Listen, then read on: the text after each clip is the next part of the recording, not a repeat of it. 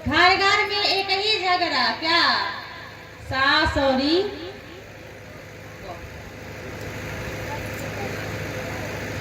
कभी कहता है सास को कैसा होना चाहिए, कहा पानी के जैसा शीतल। पानी कैसा होता है? ठंडा होता है, शीतल होता है। सास को कैसा होना चाहिए? बोली लोगी, पानी के जैसे, और बहू को मछली के जैसे। अब पानी जब तक शीतल है तब तक तो मछली उसमें खूब अच्छे से रहेगी, लेकिन वही पानी खौला पानी, उबला हुआ पानी बन जाए, गर्म पानी बन जाए, तो वो तो बेचारी उसी में तड़प कर मर जाएगी ना।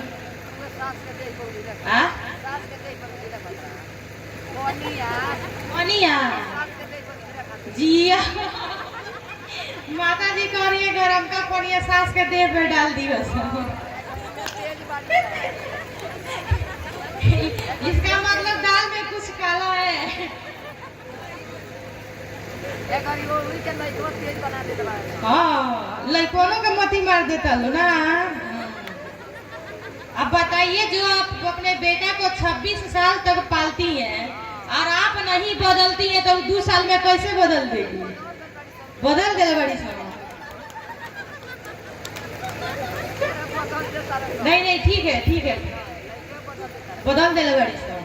लेकिन मेरा मानना है कि 30 साल पर ही, आजकल तो 35-36 के बाद ही लोग शादी कर रहे हैं बेटा। और मानिए 30 साल वो आपके पास रहा, आपके सानिध्य में रहा, तो वो नहीं बदला, तो 1 साल में आपकी बहू कैसे बदल लेगी उसको? ये तो मन का भ्रम है। इन्हें के बदल देनी सो।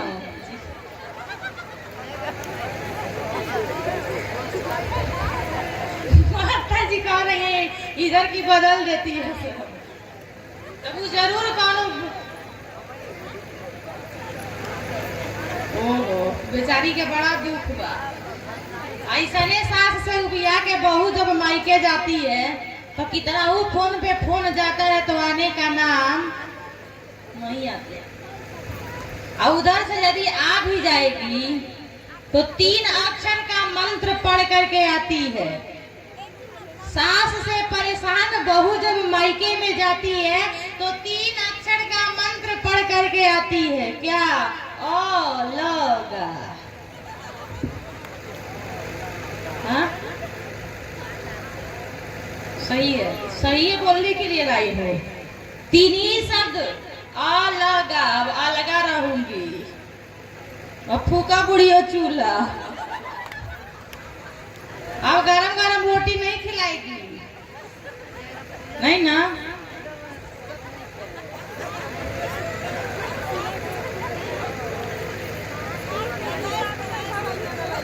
गैस पर है। हाँ तो सही है। अरे पहले की माताएं जब सुबह सोकर उठती थी ना तो हाथ में झाड़ू लेकर के एक गीत गुनगुनाया करती थी। आप लोगों को पता होगा कि अंगनैया बीच तुलसी, कह रही है कि वो कहे के लगाओ सो। नहीं, ऐसा नहीं है माता जी, ये आपका मानना है। हिंदू धर्म में, हमारे धर्म में घर घर में तुलसी की पौधा होती है। घर में, आपके गांव में जरूरी नहीं है कि हर गांव में ठाकुर जी की मूर्ति हो, ठाकुर जी का मंदिर हो या शंकर जी का मंदिर हो, लेकिन ध्वजा पताका हनुमान जी का हर घर में। बीच में कुछ लोग एंटीना बांधना चालू कर दिए थे तो हनुमान जी भी नाराज हो गए थे। घर घर में तुलसी की पूजा होती है, घर घर में तुलसी की पौधा होती है। कि अंगनैया बीचे तुलसी लगई बे हरी, अंगनैया बीचे तुलसी। वाह, देखिए माता जी मेरे साइड से ही बोल रही हैं, उनको पता है कौन है बबली झूठ नहीं कहत, सही कहते हैं। लेकिन हाँ बेचारी होगी लड़ाकिन, पतो मिल गई होगी, लड़ती होगी। सब लोग एक जैसे नहीं है, कोई नहीं है। देवता लोग आए तो सब एक जैसे नहीं हुए तो हम मानव कैसे हो सकते हैं? कोई एक जैसा हुआ ही नहीं। इस सृष्टि में कोई एक जैसा नहीं होता है। पहले की हमारी बहनें माताएं सुबह झाड़ू लेकर के गीत गुनगुनाया करती थी कि अंगनैया बीच तुलसी लगई बेहरी, अंगनैया बीच तुलसी।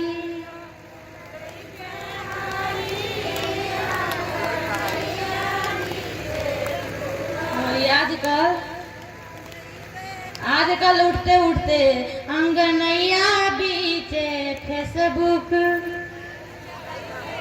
अंगनैया बीचे व्हाट्सएप, चलई बेहरी अंगनैया बीचे।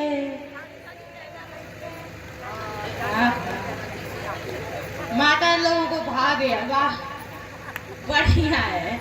आजकल कोई हंस रहा है, सब लोग परेशान हैं।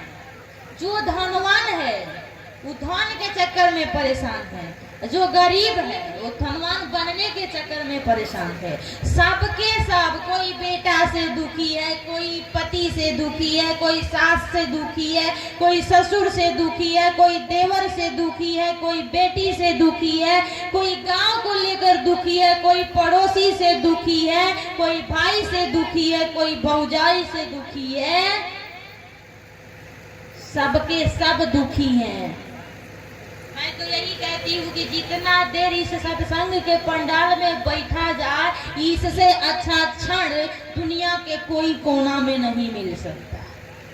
क्योंकि आप यहाँ बैठे हैं तो टेंशन फ्री है ना। अभी पंडाल से बाहर जाइएगा ना तो किचन में नमक नहीं है, सुबह खाना कैसे बनेगा? सब्जी नहीं है, सुबह सब्जी क्या बनेगी? मसाला खत्म है, सब्जी कैसे बनेगी? तमाम चिंताएं आपको घेर लेगी, जकड़ लेगी। क्योंकि जब तक इस कथा पंडाल में है, न घर का टेंशन है, न द्वार का टेंशन है, न मरचा के, न मसाला के, न तेल के, न सरफ के, न साबुन के, कोई टेंशन नहीं है। टेंशन फ्री होकर के हम परमात्मा का भजन करते हैं। इसलिए पहले के लोग सत्संग करते थे, पहले के लोग सत्संग करते थे। और आज ये कम हो गया है, जिसके वजह से सब लोग दुखी हैं।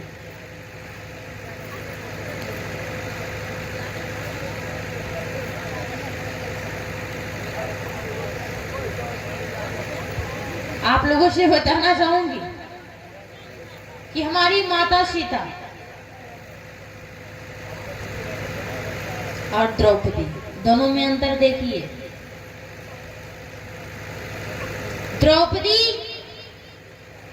नंगी हो रही थी, गंधारी वहां बैठी थी।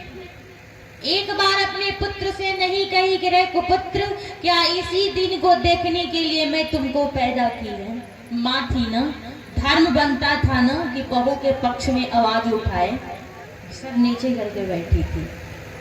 और वही जब द्रौपदी की लाज बच गई, जब कृष्ण भगवान वस्त्र का अवतार लेकर के और द्रौपदी के लाज को बचा लिए, जब द्रौपदी की लाज बच गई तो द्रौपदी गुस्से में खड़ी थी और कन्हैया को सामने देख करके बोली कि आज मैं हाथ में जल लूंगी और जल का छींटा मार करके सारे कुरुवंशियों को जला करके राख कर दूंगी। ऐसा श्राप दूंगी कि कोई नहीं बचेगा। जब गंधारी के कान में ये आवाज पड़ी ना कि द्रौपदी सारे कुरुवंशियों को जला करके राख करने वाली है, तो दौड़ के जाके द्रौपदी के पैर पे गिर गई।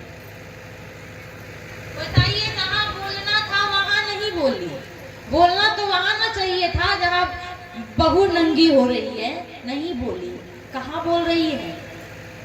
कहा, बेटी द्रौपदी, मैं तुम्हारी माँ हूँ और एक माँ होने के नाते मैं तुमसे भीख मांग रही हूँ कि श्राप मत देना। अब बताइए क्या कही कि श्राप मत देना द्रौपदी, मेरे पुत्रों को श्राप मत देना। द्रौपदी कही, ठीक है, आप सास का फर्ज नहीं निभाएंगे, लेकिन मैं बहू का फर्ज निभाऊंगी। नहीं दूंगी आपके कुरुवंशियों को जलाकर राख करने का श्राप। लेकिन प्रतिज्ञा करूंगी। सती नारी थी, पंचकन्याओं में गणना होती। क्या कही? हाथ जोड़ करके द्रौपदी कही, सासू मां श्राप तो नहीं दूंगी, लेकिन एक प्रतिज्ञा करूंगी। कही, बेटी द्रौपदी कौन सा प्रतिज्ञा करोगी? कहा, वो प्रतिज्ञा मैं अपने 5 इन कायर पतियों के बल पे नहीं। द्रौपदी के कितने पति थे? 5। पांचों के पांचों महारथी थे। एक गांडी उठा ले तो कोई सामना नहीं कर सके। एक धर्म का अवतार ही है। एक गदा उठा ले तो कोई सामना न कर सके। 5 पतियों की पत्नी है। कही, सासू मां प्रतिज्ञा करूंगी। कहा, क्या? कहा कि प्रतिज्ञा मैं अपने भैया कन्हैया के बल पे करूंगी कि बाड़े खड़ा भैया बमोरा,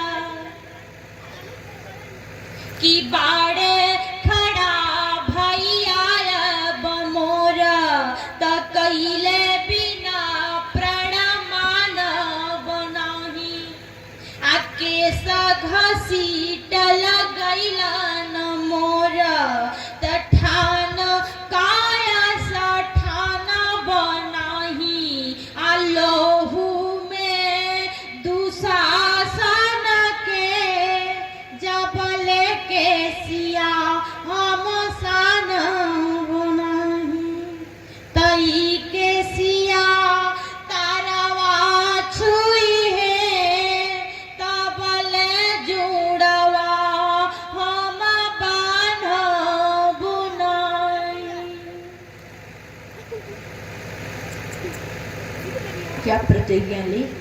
विवश होकर के प्रतिज्ञा ली कि मैं अपने भैया कन्हैया के बल पे प्रतिज्ञा कर रही हूं कि जब तक दुष्ट दुशासन के लोहू में यानी खून में मैं अपने बालों को नहीं भिगोऊंगी, तब तक हमारे बाल में जाटे पड़ जाएंगे तो क्या हुआ?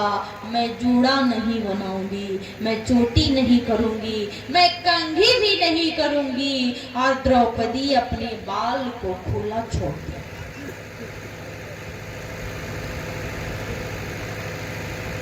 और द्रौपदी का लाज बचाकर जब भगवान जा रहे थे ना, तो द्रौपदी कही, भैया कन्हैया जा तो रहे हो, लेकिन बहन के खुले हुए बालों का ध्यान रखना। और वही कन्हैया द्रौपदी के केस की रक्षा करते हैं तो उनका एक नाम केशव पड़ जाता है। भगवान श्री कृष्ण अपनी बहन द्रौपदी के बाल की रक्षा किए तो उनका एक नाम केशव पड़ जाता है, और अपनी बहन की रक्षा करते हैं भाई बनकर। इधर महाभारत की सास और रामायण की सास। महाभारत का देवर, रामायण का देवर। महाभारत के ससुर हैं धृतराष्ट्र, जो अंधा है, दिखाई नहीं देता, बचपन से ही अंधा है, और ऊपर से भी अंधा है तो अंदर से भी अंधा है। धृतराष्ट्र। रामायण के ससुर कौन है? चक्रवर्ती सम्राट महाराज दशरथ। दशरथ जी घोषणा कर दिए कि राम बन जा रहा है, जाए, सीता अगर रह जाए, यदि बेटी सीता भी अयोध्या में रह जाए तो मैं अपने प्राण को जीवित रख सकता हूँ। सोचिए, पुत्र से भी ज्यादा सम्मान बहू को दिए। कौन? कहा चक्रवर्ती सम्राट महाराज दशरथ। और इधर देखेंगे महाभारत का ससुर धृतराष्ट्र बैठा है, सभा के बीच में द्रौपदी नंगी हो रही है। ऐसा नहीं कि द्रौपदी अपने ससुर से सहायता नहीं मांगी थी। द्रौपदी अपने ससुर से सहायता मांगी, हाथ जोड़ करके कही कि हे पिताजी, आप मेरी लाज को बचा लीजिए, कि बाप से बाढ़ी तो है मननी। हे ससुर, मैं अपने पिता पांडव से भी ज्यादा आपका मान सम्मान की हूँ। आपका इज्जत की हूँ, इसलिए हाथ जोड़ करके कह रही हूँ, बचा लीजिए मुझे, मेरी लाज को बचा लीजिए। द्रौपदी हाथ जोड़ करके कह रही है कि बाप से बाढ़ी तो है माननी, आ ससुर मोरे पांडु पिता मरी गईले, आ ना रोकलो तू कपूतन के, धृतराष्ट्र तोरा मन पाप समैले, लाज लखे जे पतो हुन के, तीन के बाधेरा मन पाप बतैले, आजानी परे ताबही अनारू, पहिले विधना तोहे आनर बनौले। द्रौपदी कह दी, ससुर जी परमात्मा जानते थे कि आगे चल करके आप अपने बहू के लाज को देखेंगे, इसलिए आपको अंधा बना दिया कि न आंख रहेगी न आप मेरे इज्जत को देखेंगे। रामायण का ससुर दशरथ पुत्र और बहू के वियोग में अपने प्राण को ही त्याग दिया, कि धर्म से पीछे नहीं है।